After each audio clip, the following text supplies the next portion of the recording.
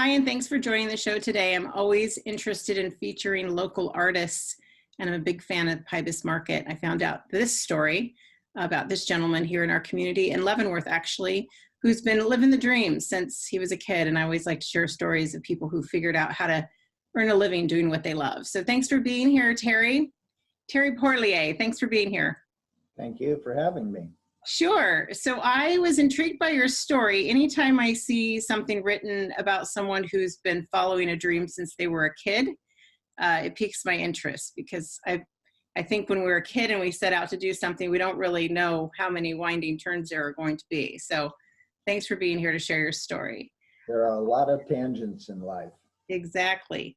One of the things that I found interesting, so let's talk about that 9th grade report you wrote and what the prompt was and how you went about it. So in the school that I went to in the 9th grade, you have 1/4 semester where you have to go out and write a piece on what you think you want to do when you grow up and go to college. And so it gets you thinking about college, gets you thinking about different careers. And some of us have more difficulty singling it out as to what we want to do, but I just went to the library and I started looking at doctors, lawyers, Indian chiefs, and the whole 9 yards. And I came across an article, and I believe it was in something like Popular Mechanics, that talked about rockets and nose cones, and the nose cones were a ceramic material, therefore ceramic engineering people were the ones that designed the material, tested the material, and eventually got them on rockets. And it's ceramic engineers that got the shuttle off the ground and back to Earth, because we put the materials on the cabin and the wings that will take over 4,000 degrees of heat. So that's how I got started. And it turned out that as time progressed and college came around, I knew I was going to be an engineer of some kind, but the ceramics always held a special place for me. And so one of the few schools in the country that had ceramic engineering was the University of Washington. So I went there. And where were you from? Where did you grow up? I grew up in Tacoma. Oh, so that was a good, that was a convenient location choice. That really wasn't the issue. It was proximity, I guess, did play some role in that. But I went to the school, I met the dean of the college, and he was a very special person. And there were only 11 of us in my class, so it's not something that a lot of people wanted to go do for whatever reason. But I also thought that with that few of people, it ought to have a good longevity and good job opportunities, which when you're thinking about doing something for a living, all of that comes into play. When you talk about the rocket ship a moment ago, and we think about the movies that we watch and all the pretty gadgets, you know, all the lights and the buttons, we don't necessarily think about what goes into the other parts of anything to do with space. So when you were doing that research, did you also have a fascination with any kind of space or how it's made, how we get out of Earth's atmosphere, or was it mostly that you could find a way to do ceramics and engineering and put it all together and it happened to be in space? Yeah, well, when it comes to ceramic engineering, back then there were a lot of different companies that manufactured ceramic materials, whether it's glass or Corningware or any number of refractory bricks or building bricks. All kinds of things are made from ceramic materials. And I went to work one summer at, I guess the first ceramic job I had was at a brick factory in Pittsburgh, California. It's out in the middle of the desert. And I got to work in the technology arena rather than being out in the factory. So I was testing the materials themselves, which is really what I enjoy doing. And my roommate actually worked out in the factory. So we kind of cross-pollinated a variety of ways in terms of what his interests were as running a plant, and my interest was in the technology that made it all work. When I was younger and my son was a preschooler, well, actually, as soon as he started preschool, I had this idea from a class I'd taken in high school, 10th grade, a home ec class, and I chose to sew pillows in shapes of letters of the alphabet. And there was a pattern for it at the fabric store.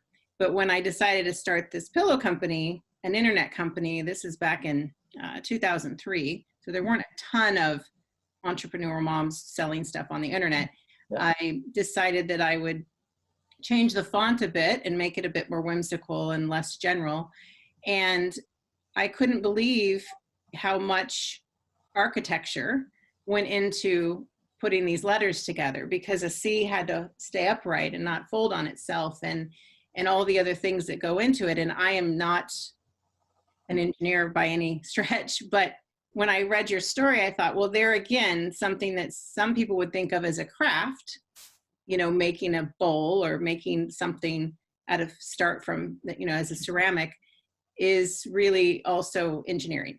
And I don't think most people think about it like that. And I don't think I had until I had the challenge of making 26 letters of the alphabet and make sure they sat up on a bed. Yeah, no, I understand completely. So when you started out, you were, well, let's take a break. When we come back, we'll talk about your start at the University of Washington and one of the first jobs you had following that dream of yours since 9th grade. And then we'll get a little deeper into what you do today. So we'll take a break.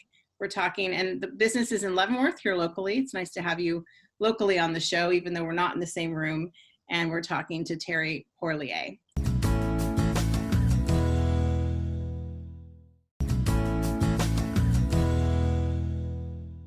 I'm here talking with Terry Porlier. He is from Leavenworth. He owns Leavenworth Pottery. You can see his work at leavenworthpottery.com. We're talking about him following a dream from 9th grade. And who knew that University of Washington, right in your own backyard, had the degree program that you wanted, which was ceramic engineering.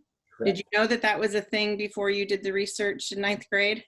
Not a clue. Not a clue. Me either until I met you. So let's talk about that. You go to the University of Washington, and what is your, you've owned several companies related to this field. Yes. What was the first thing you did related to your field? Well, that's very interesting. I was graduating, and most of the ceramic engineering jobs that most people would consider a good livelihood were in other parts of the country where I did not want to live. So that gave me a new challenge to think about, well, what can I do and stay in the greater Seattle area? And I decided that I would open a hobby ceramic store. And my college roommate, so that you gotta stop and think, if you were around in the late 60s, early 70s, Boeing had taken a major hit, and they went from 150,000 people down to 35,000 people. So there was no employment for young engineers locally in that context. So my roommate Bob and I decided to be a partnership. I went out and found a nice, bright young attorney like ourselves to write a partnership agreement, which turned out to be a excellent choice. And I also, because neither of us are wealthy, I had to figure out how to fund opening a business. So I went to the SBA, and it took me 9 months, but in 9 months I got one of 2 SBA direct loans. And that was back in what year? I just don't quit. Yeah, that was like in the early 70s, you're saying? 71. Yeah, so you had to really see it through. Yeah. And when you started working together, I always am curious when someone has something in mind that they want to do.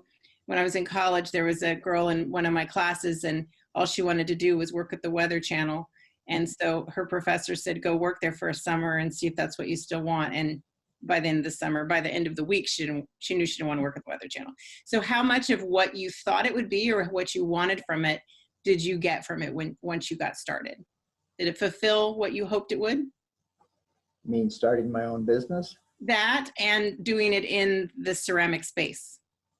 Uh, Personally, it was significantly rewarding. I look at my first business as my PhD, Mhm. and I went back to my dean of my college at about 6 months into it, and I said, you know, Doc, I've learned more in the last 6 months than I did all 4 years in college. And he's going, yeah, I believe that, because there is so much more responsibilities placed on you when you own your own business than working for somebody else. So what did you do in those early days? You had it as a hobby shop for people to come in and do painting, or did you commission work as well? Or was it commission for you? Well, as it turns out, yes, I did. All of those things. First of all, I manufactured ceramics all day long, and then I taught in the evenings. So it was pretty much a one-man show.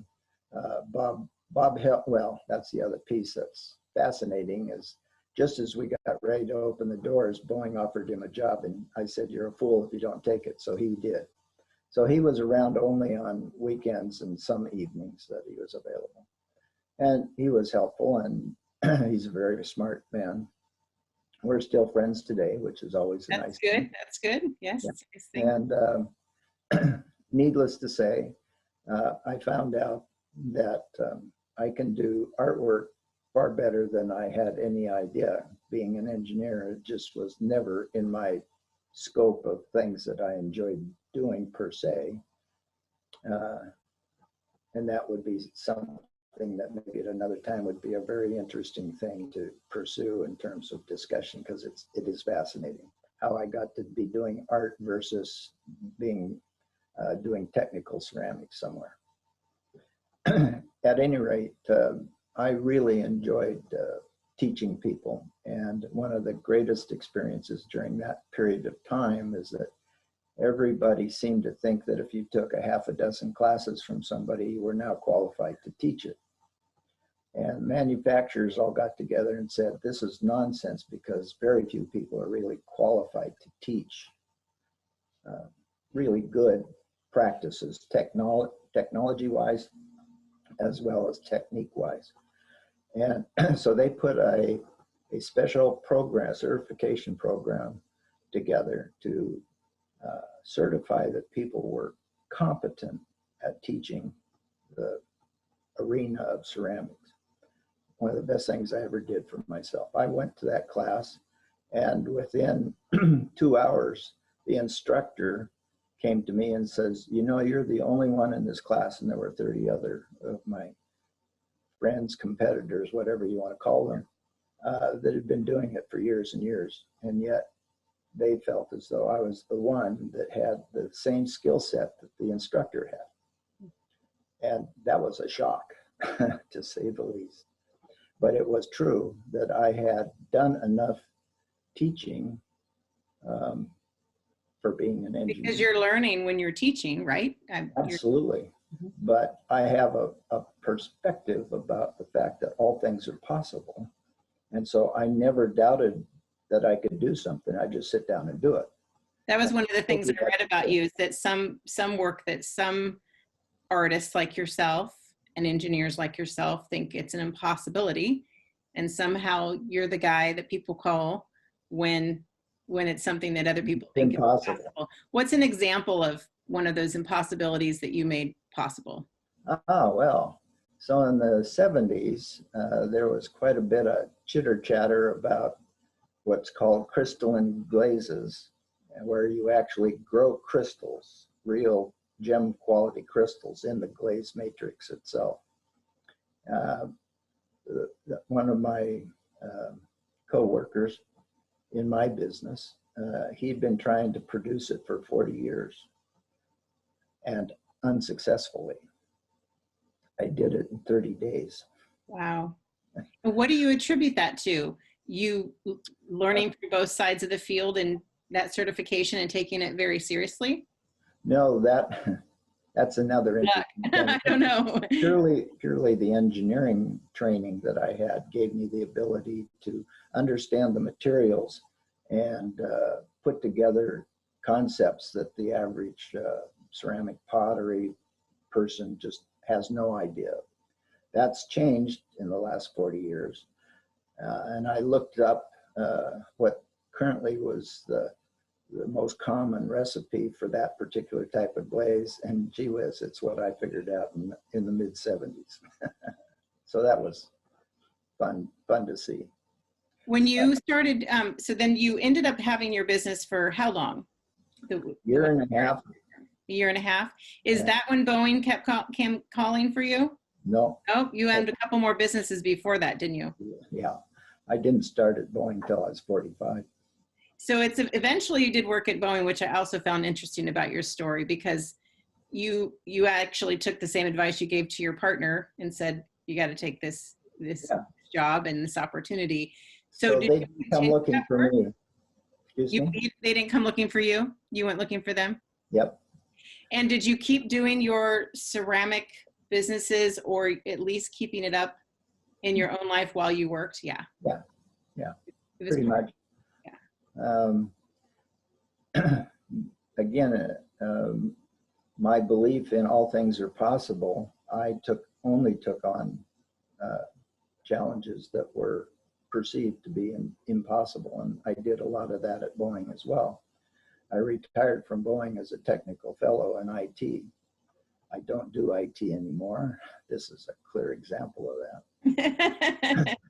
And I mean, when I retired, I just turned it off. I was tired of it, period. Mm-hmm.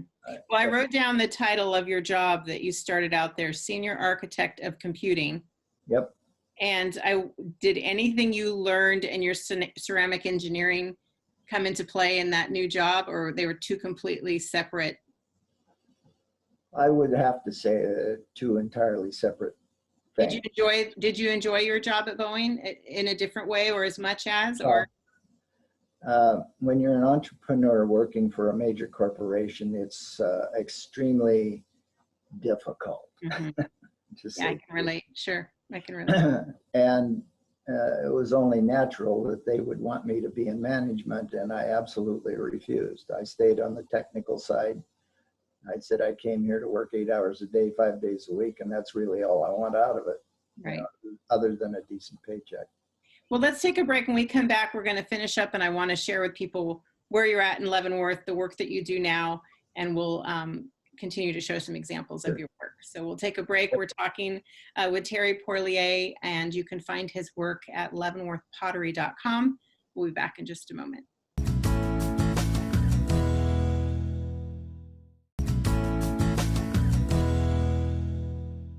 We're talking with Terry Porlier. He is the owner of Leavenworth Pottery. I found his story. He's a local guy who's followed his dreams since he was in 9th grade. Wanted to be a ceramic engineer. That's exactly what he was. He was also another type of engineer at Boeing. And when you retired, Terry, is when you opened the shop that you have now in Leavenworth. So you got back to your entrepreneurial roots, and I'm guessing it made you quite happy. It did. It's very satisfying to see the fruits of your labor. How different is this shop that you have now from the one that you started right out of college with your partner? Entirely different. In what ways? My business was a storefront. We were retailers and wholesalers. And now I primarily just do retail. And I do a lot of custom orders, primarily for special events, special people who want one-of-a-kind pieces of artwork, but still have something that's functional. So what do you feel, how does it feel when you're creating? I'd imagine it's extremely rewarding. I read on your website that you create a lot of heirloom type pieces, much like what you described. And knowing that it's quality work, you stand behind your work, customer service is excellent. So you know that these pieces will last generations to come. Exactly. Yeah, if they're taken reasonable care of. It's another thing about most of my products is that they won't chip or ding like most commercial pieces because they're designed differently. With that in mind, that they will take a reasonable beating. We just had a lady, she bought 2 bowls and she says, but I just drop stuff all the time. And no sooner did she say it than she dropped them on the ground and you heard them clink. Not a problem. They took it just fine. Oh, really? And they didn't break? They didn't break. Wow, that's impressive. That's saying something. It was, it was. So then talk about then for the person who's watching at any age, at any aptitude in the thing that they think they want to do. All I wanted to do was write books when I grew up, and I realized that I would not be able to feed myself or my child if that's all I did. But writing and storytelling is really what I do for a living. I just do it in different places. I have little ways, little buckets of ways of being a storyteller and earning a living. So when there's a lot of times that I'll give a talk or I'll have a conversation with somebody and they were saying, well, how did you do this? And it was, for me, it was avoiding an 8 to 5 because I wanted to be home when my son got home at 3 o'clock every day. And you can't do that if you are at work till 5. And I was a widowed single mom, so I had to make some big adjustments. Now, that being said, what advice do you give to people who have something in mind that they want to do? You said go to the library. It's still a great resource, not just Google, but the library, and see that through. Because for most things we want to do, it may not be a straight path, but we can get started and figure out the forks in the road as we get started. So if a person has a passion for what they think they want to do, it's really important that you want to do it badly enough to suffer whatever you have to suffer to get there. And trust me, in every business that I've run and everything, nothing goes absolutely smoothly. And today, doing custom work, one of the great joys about it is people ask me to do things that I would never think of doing and never try to do. And yet I find that I do them not only well, but exceedingly well. And that is always surprising to me. That one, I've been given a gift that I did not know I had, and it continues to surprise me every day when I get up and work. And I work every day. And that's your retirement, is working every day because you're doing something that you love. That's another message, right? For those who are retired, there's still things you can do that bring great pleasure. If you're not working every day, you're dead. Right? It's true. I hear it more and more amongst my friends who are a little older than me and thinking about retiring. I'll be 50 in a couple of months, and some of them are, in their 60s, mid 60s, and they are all kind of saying, well, what am I going to do when I retire? I mean, traveling and things like that for sure, but some really love their work and they want to keep doing it until My advice to all those people is travel right now. Don't wait until you get old. Yeah, don't wait, right? Don't wait. Don't wait. Things change when you get older. It's a lot harder. Well, so I really thank you. I'm in my late 70s, so. Yeah, I thank you for being here and sharing your story. And you've piqued my interest because, there are some people who have gifts. Like I have a friend who, what do I get her? She can get what she wants for herself, and I can never think of something. So you've piqued my interest in creating a unique gift for loved ones that will last a lifetime. So I'll definitely be in touch with you about that. Sure. Well, thanks for being here. Again, the website is Leavenworth Pottery. I know you guys are about to do an overhaul on the website design, but people can get the information they need from it now just as it is and see examples, even more examples of your work. So the most important thing to recognize about every piece you see on my current website is they're all sold. Somebody owns every one of those. Right. So if somebody wants something, it's not something that they can just stick in their cart. They're going to have to get in touch with you. Yep, absolutely. Well, thank you so much, Terry. I appreciate you being here. Thank you to your wife for sending the pictures that people are able to watch throughout the show or look at throughout the show. And best wishes for you. Keep enjoying your work. I do every day. Thank you. All right. Take care.